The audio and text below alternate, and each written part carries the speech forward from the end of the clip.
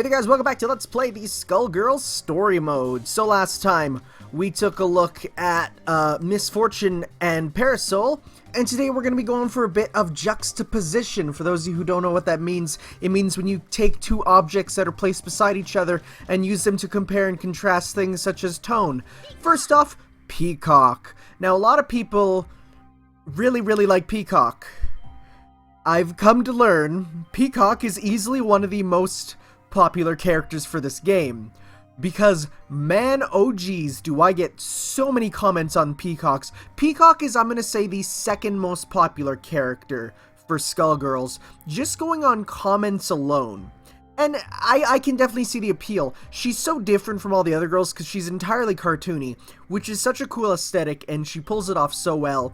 And yet she has a bit of a tongue, and you know, her eyes, as we'll see, are not actually eyes. They're literal holes in her head that are portals where she can pull stuff out from. So as you can see here, as a child, she was a little maid girl who got her eyes gouged out by a large scary man. And then she was taken in by the lab here and given not one but two parasites, the Argus unit and the Avery unit. And like basically what happened was, as Avery, the little robot bird, started doing weird stuff that they didn't plan for, such as creating entire other worlds, and she pulls stuff out from this other world, and it's crazy. It's a bit weird, you know. Also nice Zack Strife pose going on with Avery there. Cloud Strife. Oh my god, why did I say Zack? But no, so it's like all this stuff was like, also nice hot 2D fighting. All of it was like, it just came into existence, which I think is a cool story, and it's literally just from her imagination because she loves watching cartoons and stuff. So, Peacock's fighting style, though, for those of you who don't know, is you could sort of call it a spammer, because, you know, I've heard people say that. I don't think spammer is the right word. It's zoner. You're zoning, you know? Oh, that was a mistake. I wanted to use the other thing. You have all sorts of tools to keep the opponent away from you, and firing projectiles, shooting things. So yeah, basically all you're doing is you're sending stuff out after them, you know, building up your meter to then get them hit, and then from the hit go into a super, such as that. And you even have this, which is one of my favorite attacks, which you can use after or during other attacks. And you hold it, and the longer you hold it, the more damage you'll do. There is a degree of randomness to it. Although, if you use her taunt, which I think is... I'll try doing it. So, her medium punch, her quarter circle medium punch is actually a great tool for sending opponents far away from you. So you want to try and use that, because that way, you know, you keep them at the distance, because you don't want opponents coming close to you. That's where she gets the most damage done to her, because you just straight up can't, oh, nice use of the head there, actually. You can't really effectively deal with them up close. So what you want to do is you want to, you know, try and keep them far away, and then keep shooting and doing stuff, sending out the car. Oh, the car hit her head. I didn't even know you could block with that. That's actually super cool. See if we can get the super going. There we go. That's the level 3 super. It's one of the hardest ones to do, because what you have to do is you have to grab, and then immediately after you grab, go quarter circle back double punch. But like I'm saying, I want to try and get her taunt off. I'm gonna have to check the command list, because again, as I said, every character in this game has a taunt, but they all do something. Sometimes it's just stat buffs, sometimes it's other stuff. Sometimes it unlocks stuff, which is cool. So it's light kick, heavy kick, medium punch, up. And for those of you who don't know, that's actually a Shenko super from Marvel Darkstalkers. There we go, I did it, but it didn't go through. Let's see if we can do it again. Oh god, this isn't gonna work with her. See, so, as I was saying before, Parasol can totally be a spammer as zoner as well. You know, so you can get that going. The dude's gonna do nothing. Let's see here. Just wait. Oh, I gotta try it. It's not gonna work, I don't think. I don't think I'll be able to get it off within this battle. But okay, so I got it off, right? That's the wrong button. So I got it off. So now if I hold this all the way... Okay, I didn't do it right. Instead, I got Zewarudo. Literally, Avery comes down with a steamroller, stops... It's Dio. That's, again, one of the many JoJo references, and I was actually so happy I was able to get that. No, so, like, if you do it, the next hit with that one, when it's a large one, is always going to be Shenko's Tenreiha, which is the one where she drops a weight, and then after the weight drops, a bunch of spike balls do as well. So that's what that one does. Every taunt does something, as I said. I don't know what they all do because it's a brand new thing, just added in the final release. So, and here we get the first name drop of Annie. So Annie is a very popular non-playable character in this game. So popular that she was actually going to have this 8-bit style platformer that I was actually working on for it. But sadly, because like all fan projects, it just doesn't end up happening, which sucked because we actually got the voice actor for Beowulf, who, spoilers, is, well, not spoilers, but at that time, he wasn't the voice actor for Beowulf. He was just a fan with us, which is awesome. He actually sang a theme song for it, which is available on his latest album. I forget what it's called, but it's on there, and it's literally a song about Annie. And he sings about her taking... I don't know if people know about this. I mean, I've never heard people talk about it, and then it's hilarious because we'll get to Beowulf's story later. Annie's a character in it, and this was all way before any of it was a thing, right? So it was, I don't know if people know about that. Go look up the band Sinfinis, S-I-N-F-I-N-I-S. I used their music in actually some of my videos for a while because, as I said, you know, it's like I was partnered with this... You know, we were making this game, and we were partnered together, you know, not partnered together, but we had this team, and he was doing the music for it, and so, you know, he was like, hey, do you want to promote my music in your videos?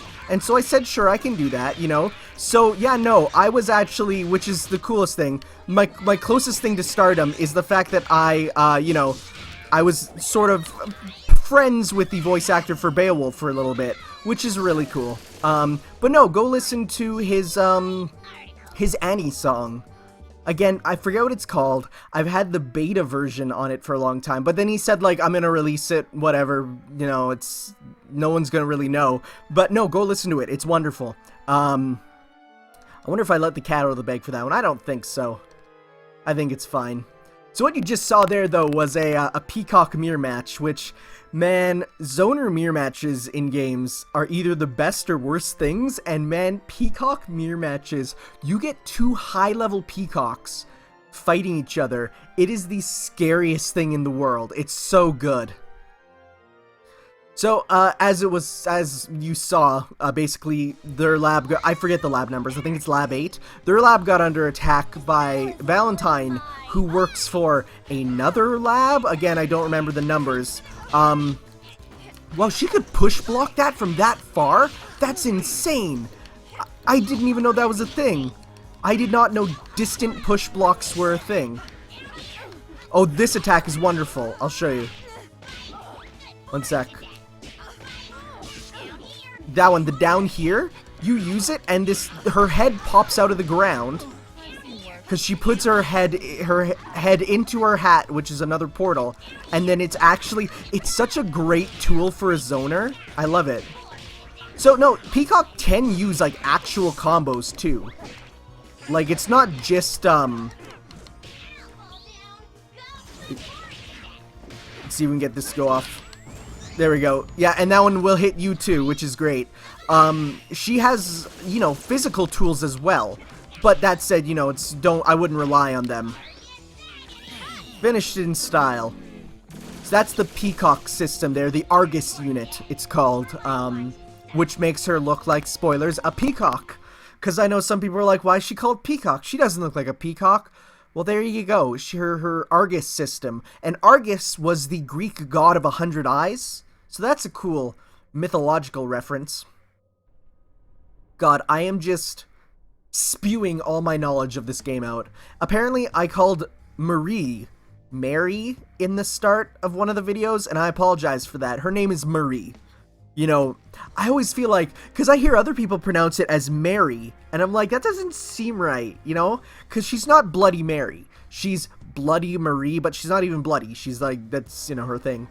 But as you can see here, the slave traders are here. So it's like, and actually, Marie was a child from this kingdom with Patricia, who's Peacock before she got transformed into Peacock. So like they're friends and stuff, and there's a lot of like shipping fan art of them. I don't know if I agree with it. I only ever got good friends out of it, you know. I know some people, though, man, shippers will take two characters smiling at each other and take it as, yo, they doing the Mountain Dew, gamer fuel. So, and as you can see, they have unique quotes for each other, which you'll only really hear in you know, story mode and whatever. Actually, something that's really interesting is every character has roll call stuff for both Marie and Umbrella, who are not playable, but they all have the roll call for them. So like they have the sound clips for calling them in. Even the DLC characters from when they weren't, you know, I don't know why they did it, maybe for consistency, but like there was no reason for Big Band, because at that time they totally knew who was going to be in the game and not. So like I don't know why Big Band has voice clips for Umbrella and Marie when we knew at that time that there's no reason that they, you know, they knew that they wouldn't be playable. So it's an interesting mystery. So one interesting thing that I always like is that, so Peacock is the anti-Skullgirl unit, right? Like she's part of that system and stuff. I really find it interesting that the Argus Super, this one here, is actually super good. Like if you look where the bullets hit, it hits right in the hitbox there. So she is made to destroy Skullgirls, and her super is super good against the Skullgirl. That's a small detail that I don't even know if it was a major thing, but both her and Big Band, who again are on this detail together, are really good at fighting Marie. You know, some characters have it easier than others. Peacock and Big Band have it probably the easiest, which is cool. And as you see, she even uses the super here, and it hits perfectly. It hits just like it would in the game. But of course, you know, you can't destroy the Skull Heart. The Skull Heart is the monkey's paw. You throw it away, and it just comes back, man. I do like the art of Marie, though, getting like, just like, oh man, the in-game art is so good. I love it so much. It's interesting when you actually compare it to Alex Ahad's designs and stuff, because it's never exactly perfect. They have a different everything than, you know, than what the actual Alex Ahad stuff is, but he's the designer, so that's all he does. Obviously he can't do all the art, you know, he just does the character designs. We're here with Lorenzo here, and again, as I said, Block Dahlia, she's a mandatory DLC character for, well, not, okay, I'm saying that wrong. She's a mandatory character for Skullgirls 2 because of the fact that she's needed for the main story. And as you can see, Peacock has killed Cerebella. Man, people get so, every time there's a character who kills Cerebella, people in my comments get so mad. And I don't know if they, I mean, I thought I made it kind of obvious that none of the stories are canon and stuff, so it's not like she's actually dead, but out of all the characters, Cerebella is the one that dies the most. She gets killed off in a couple of canon storylines. Or not, non-canon storylines, but, you know what I mean. But, speaking of, whoa, man, when I first saw this, I'm like, geez, this is creepy. But who's that blonde girl? Spoilers! It's Philia. Yeah, no, Painwheel's story is freaky, man. All the other ones, it's like, yeah, they're cheeky, but it's like, whatever. But this one is genuinely really dark. And of course we have Gurren Lagann Face himself. Obey Lab Zero, find the Skull Girl and destroy her. Brain Drain is a cool character, honestly. I really like him. His design is really good. You know, when I first saw him, I'm like, whatever, and then as, you know, you sort of learn more about him, he's super cool. And I would like to see him playable later down the line, but not right now. Also, strange to use her poster here. I don't get why. No other character shows their poster in their story, but I guess they just had no transition. But no, we're starting right off with the assault on Lab 8, which is great. So, I guess how can I describe Painwheel other than she's like kind of like she's a charge character, for lack of a better term, because all of her attacks gain the ability to be literally charged. You know, well, not all of them, but some of them. As you can see, it's like by charging them, you actually gain super armor, and if you're hit during it, you get more powerful, which is a cool system, I feel. But her main sort of system that people use is her flight ability. So at any time, you can press quarter circle back kick, and you can fly. Now, this flight is good for movement, but you can also cancel it with stuff. So you can cancel any of your attacks and stuff with it, which is really cool. It's like you can just fly over. No, okay. And she has a projectile, too. Oh, she's the character who, at first, I did not understand how to play at all. Because it's very different. You can't think of it like it's anti-rushdown almost. Like, you can rush down, but it's not recommended at all. She is one of the best characters, if I'm thinking correct on the tier list and stuff. As you can see, I just jumped right over her attack with the flight. And of course, she's comboing me, so it's not that big a deal. She also has a command grab, which I failed because I somehow hit up first. I don't know how. Oh, I'm not doing well. That's her level 1. Oh, if I recall, isn't this the one that always gave me trouble? I don't know. I like this attack, though. It feels chunky, you know? Which I love. Oh, I'm gonna get her. There we go. So yeah, you can do combos with the, Oh, come on. Get chipped out. Come on. You can do combos with the grabs into flight, into projectiles. She's an interesting character for sure. And she is one of the few characters who has an assist-only move. Basically, pre-release, she had a move that was, like, not pre-release, but in the original Skullgirls first one, she had a move that was done by mashing kick and it was downing kick. And what it would do is she would rev up her wheel and spin literally like a spin dash from Sonic. It even used a similar sound clip and would look the same.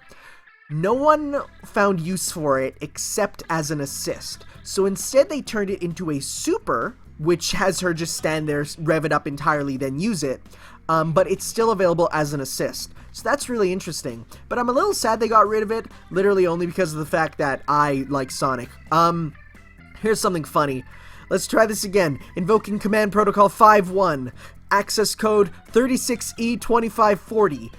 Any of you who are wary about numbers and stuff should get this joke. It's Valentine's measurements. That's her access code. Yes, she's a 36E. It's incredible. Hilariously, Valentine lists back pain as one of her least favorite things. So this is something interesting. In early releases, this background here was just a background and wasn't actually, like, you would just fight in the normal Maple Crest. But in later releases, they turned this into Fuqua's stage. So you'll see they actually did give it a, and music. They gave it music too. Before, I think it just played like a low-key version of it. But now this is a real stage and has its own theme. And it's pretty cool that they evolved the story as they evolved it too. Okay, so computer Painwheels are like, they don't get how to play Painwheel, I feel. Like, because it's like, you'll do stuff, and they just won't get it, you know? Let's fly over. See, as you can see, you can combo your stuff all together.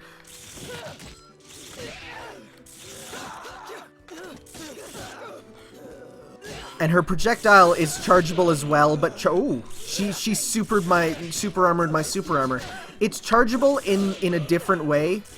I can't really describe it. Like, well, okay, so you shoot it once and it's 1, but if you charge it, it becomes 4.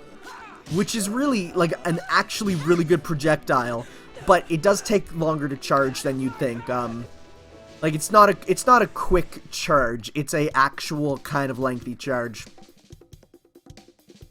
No, but Painwheel, this is her story about her breaking free. Her skin tone changes wildly with her anger. Also, like, we know what her face looks like and stuff, but man, I just can't imagine the actual, like, her face under there actually opening up that much. It's kind of crazy. But yeah, no, the gig is up. Valentine's actually not working with the lab. She's working with the Skullgirl. Because Valentine's like a quadruple agent, which is insane. We'll see later. She's like the most morally ambiguous character ever. Like, she makes Vega from Street Fighter. No, Vega's a villain. I don't know, man.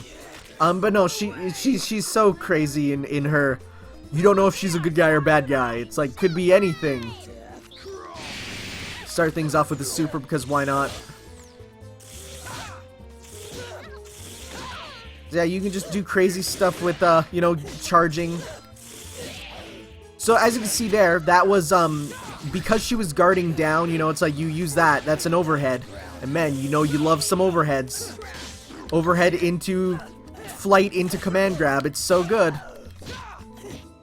Sadly, your command grab does not go through guards, as most command grabs do in stuff. It's a little different. I think it did at one point, but definitely not anymore, because I think they realized, oh man, that's a little too good. And there we go. Boom! I love it. And I think you with that combo, you can actually either go up or straight and it gets it. They really thought about how stuff combos into each other when thinking about the moves, and that's great. You know, like, that's really good. I feel like not only did they make cool moves, they made cool moves that work with each other. And that's the important thing. You know, again, Lab Zero isn't just a bunch of art students. It's a bunch of people who know fighting games, who know what feels good, and they go with it, man. It's so good.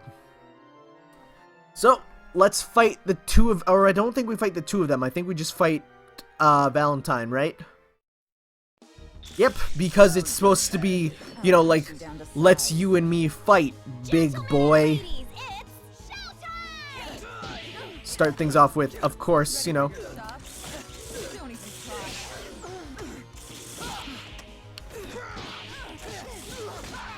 No, she's definitely a character who, once you know how to play, becomes a lot more fun, you know?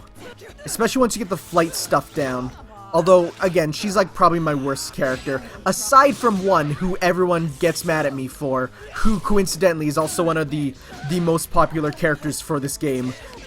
Going on video numbers alone, because her video is my most viewed video on YouTube. In fact, both her videos are my most viewed videos on YouTube, as we'll get to later. But, yes. No, as I said, I like Painwheel. When I first saw her design, I'm like, oh, this is getting away from the sexy quite fast. I remember, because it was when this game was coming out, like, I was actually really looking forward to every character's release and stuff. And it was like, you know, I saw Misfortune, I'm like, yeah, that's good. I saw Parasol, I'm like, that's really good. And then I saw Painwheel, and I'm like, ooh, I don't know.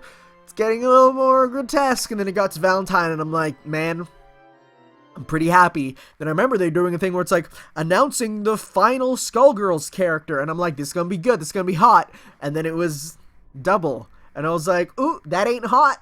That's the opposite of hot. You know, it's like, man, I know some people are like, man, I don't care. Double's still hot. I'm like, I can't do it, man. I can't do it. She's a blob. She's a blob, man. How could... Not to be anti-blob, but man, I can't do it. It's like, even like her nun form, it's like, well, she's in that nun form for like a second, and then her mouth opens up and flips entirely inside out and becomes a blob monster with many teeth and many things that shouldn't be there. So I'm not personally a fan. So if I recall, I think I have a bit of trouble fighting with Painwheel. Also, can I just say, one thing that I really don't like is how many characters in this game, their names start with the letter P. There's way too many, and I really hope they fix it in later ones. Also, yeah, this is... Dude, I feel no shame just spamming against Marie because of the fact that Marie is honestly a tough boss. Even with the fact that they did make it so that if you're playing on normal like I am, in story mode, you fight easy. You go 3 levels down from where you are in normal, in story mode. So you'll never fight the strongest Marie in story mode, which, man, Insane Marie lives up to the name. And Marie 300%, we don't talk about Marie 300%. There's some stuff, man, that's just not worth it. So yeah, as I said, for the final phase here, jumping hard kick over and over destroys her. It's really good. You know, that's all you need to do, man.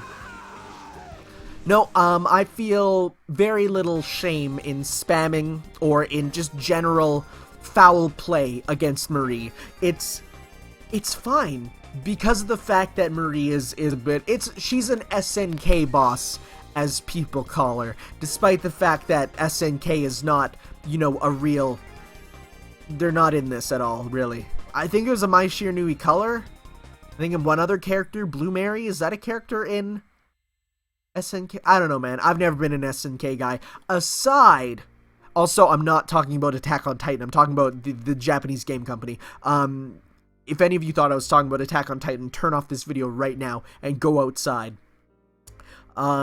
What was I gonna say? Except for Metal Slug. I love Metal Slug. But let's actually talk about the game for a sec. This ending is really sad. It's like, Mom, Dad, it's me. And then they're like, they're horrified. And it's like, man, if your daughter has gone missing and you open the door to a monster and it says, Mom, Dad, it's me, you'd think you also, but then there's the whole thing, was it actually a dream with the brain drain? Like, you'd think they'd be like, hey, are you our daughter? And then if she said no, then you'd be like a monster. But it's like, man, you screwed up, parents. Although that might just be parents in her brain because of the ending here. But man, okay, this remix of Maple Crest is perfect. It's such a good reprise of the Maple Crest theme.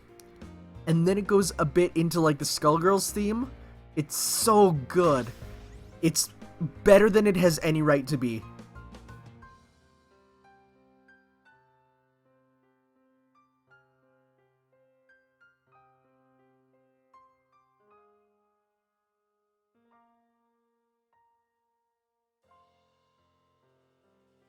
I just have to listen to it end. Because it's so perfectly timed to the credits. If you're reading the credits, it's always perfectly timed to the credits. It's so good. I love when games have musical motifs, if you will. So like, the Maple Crest theme is used multiple times in the game. And it's like, there's all these different versions. I guess I've never also addressed the fact of the ending song. We'll get to that in a sec. But it's like, there's all these ending, you know, like, oh, what was I saying? Like, the same song, but done for different tones. I love that. But as we can hear here, this is the credits theme. It's a lyrical theme, and it's super awesome. Also, wow, I'm recognizing all these names now that I realize, like, I've been on the forums. I haven't actually looked at the credits for a long time. There's a lot of people here who I do recognize. That's insane. But no, oh, hey, Pocola's in there. No, so it's like, it's a really good credit. Oh, I should just say, the music in general for this game is top notch. If you haven't got the game yet, get the game, but then also go on iTunes and get the soundtrack because, man, jazz in this game is really good.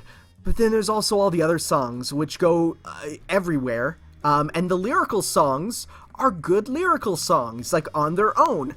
I literally put In a Moment's Time, the credits theme, into just my normal music folder for like parties and stuff or going on the road, because it's just a good theme, you know? It's a good song. So, yeah, next time, guys, we're back with the final 2 vanilla stories before we start heading into the DLC characters with Valentine and Double. And I hope you're ready for a bit of a mind trip, because it's gonna get weird. Thank you all for watching. See you next time. Ciao.